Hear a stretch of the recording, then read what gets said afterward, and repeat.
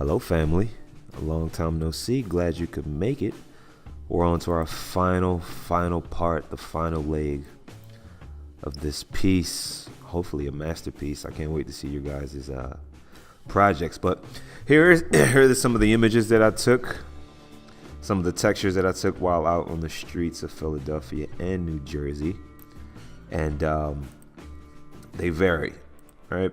Most of them I tend to gravitate towards the concrete more than anything, and like rust and things like that, but there's no limit to what you can pick.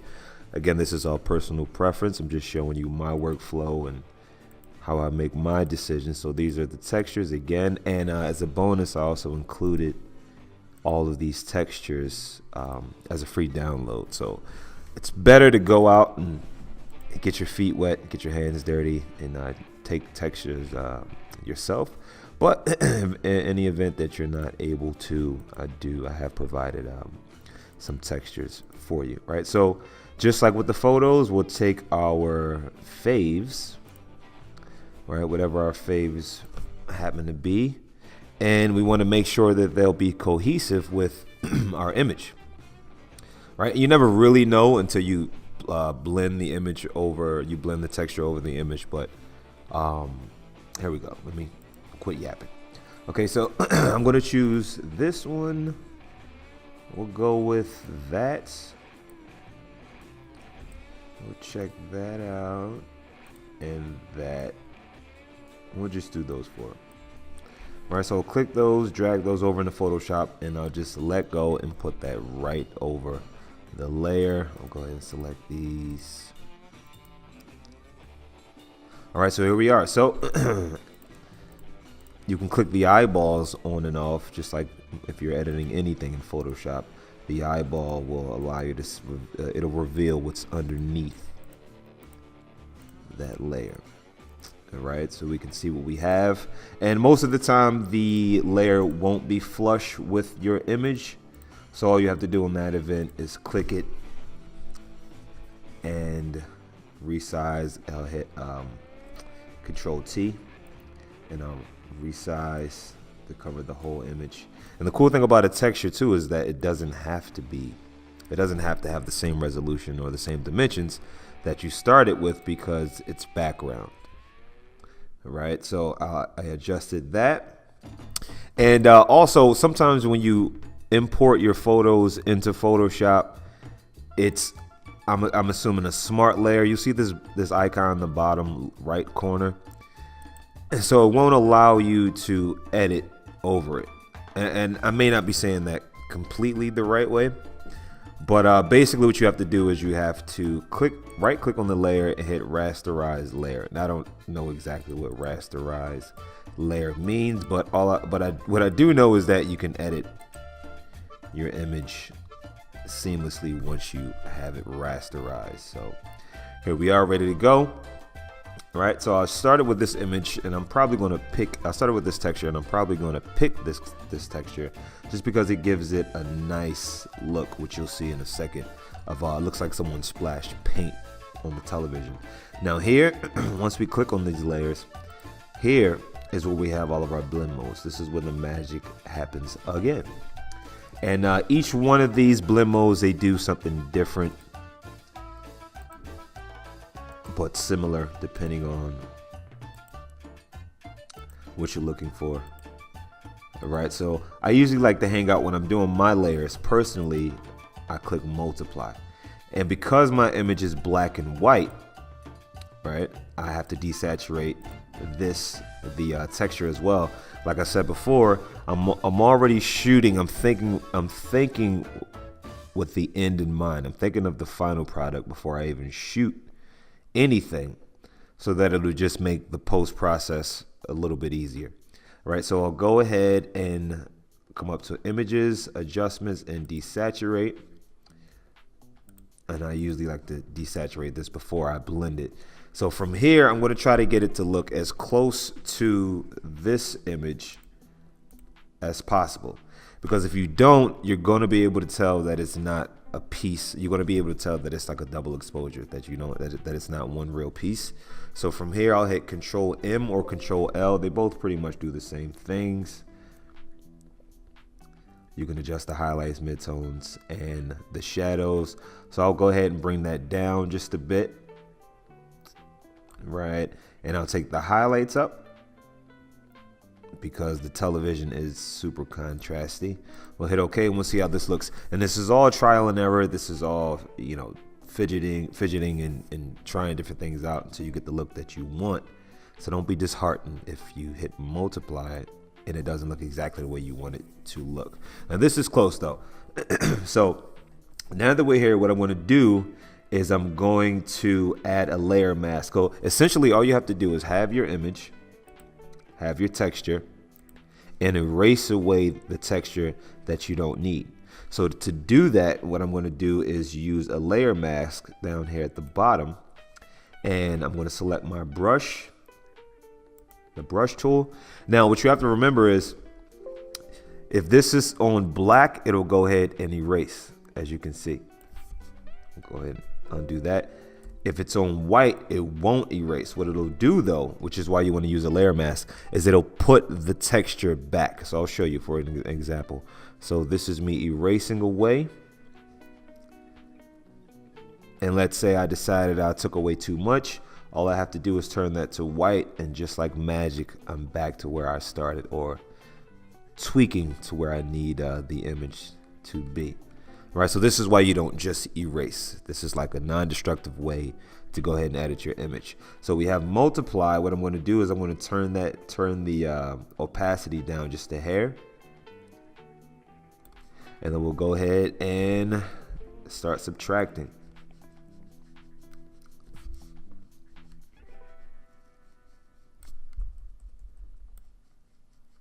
All right. And what I'm going to do, just for the sake of this tutorial, and as a matter of fact, you know what?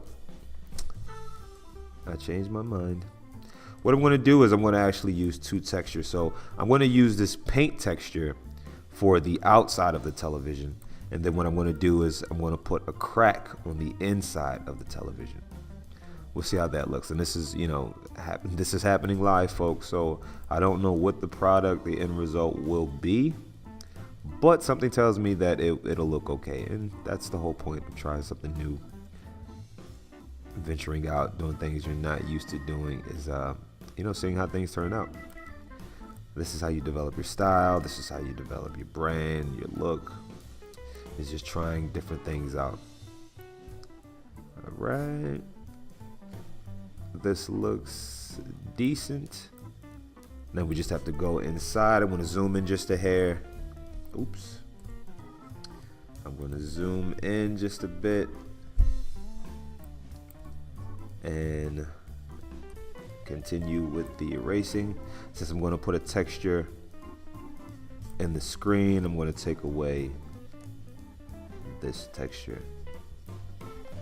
And you see how I made a mistake down here? Not to worry, the layer mask has us covered.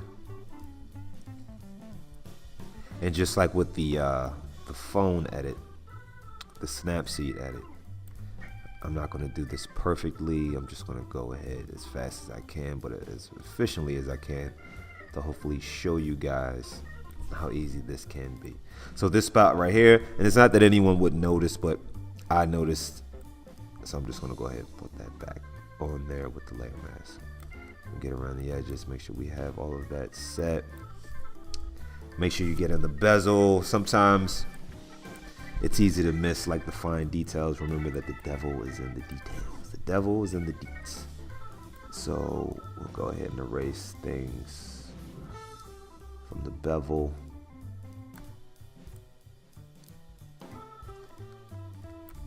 Make sure everything looks legit.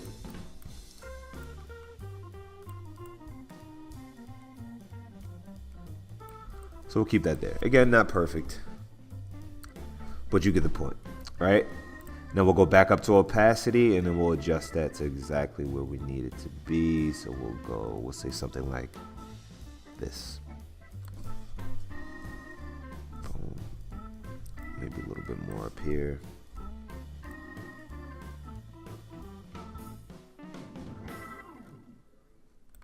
Oops. Now you see how that happened? You see how it started to actually put black over this? This is because you actually have to have this selected as opposed to the texture. And then you're back to where you need to be.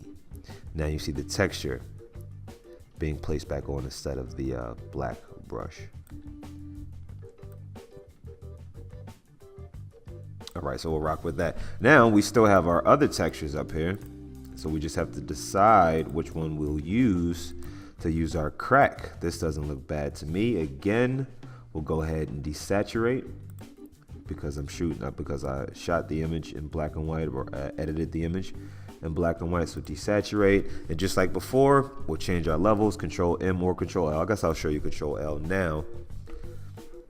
These are the shadows, these are the midtones, and these are the highlights. So you can see how easy it is to adjust and get the texture as close to your other image, your main image, as possible. All right, so we'll do that. Take the eyeball up here. Now, I'm gonna go ahead and blend, merge these two layers together so that this one blends super easily over this right here, as you can see. All right, so we're here. I'll take the opacity down just a bit. And I want to mess with the contrast a little bit more. So now I'll hit Control M. I'll turn the shadows down just a bit. Turn the highlights up. That looks decent. And just like before, it's just a matter of subtraction. I'll go ahead and select my brush tool. Make sure this is on black and erase away. Oops, excuse me. I'll add the mask first, then I'll erase. All right. And so because I'm not worried about the outside of the TV, everything outside of the screen, it does have a lot more room for error. So I can erase over the television and it won't erase because I'm not on that layer. All right, we'll get a little bit closer. Turn that down just a bit. Get everything off the bezel. Looking good, just about there, folks. All right, and I'll probably just do one more tweak with this just to make sure it's to my liking. I think I'll bring that down just a bit, turn the highlights up a little bit more.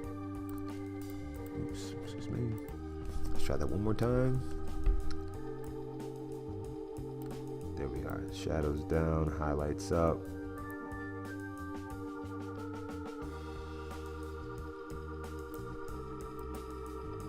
I'll say that's not bad right there. So from here, I'll go ahead and merge these two together, or merge everything together. Now there's another program that I use on a regular basis called Alien Skin. Alien Skin is an amazing app, a piece of software that I use to put the final touches on my images. Now, Alien Skin has every film filter that's ever been created. So these are selects or edits from other images that I've created. So it'll populate all of your recent filters that you've used. You can create your own special filters. They've got amazing black and whites and amazing color. But for the sake of this tutorial, we'll just keep this moving. I like a blur effect, so I'm going to keep, let's say we'll use this.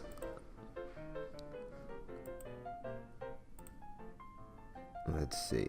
And this is another piece of software that I can spend hours upon hours upon hours on. It's just amazing. It comes with textures on its own. So as you can see, there's some scratches down here. There's the blur was added using bokeh. Like this software is just amazing. So again, this is where I put my final piece on everything. I'll hit apply.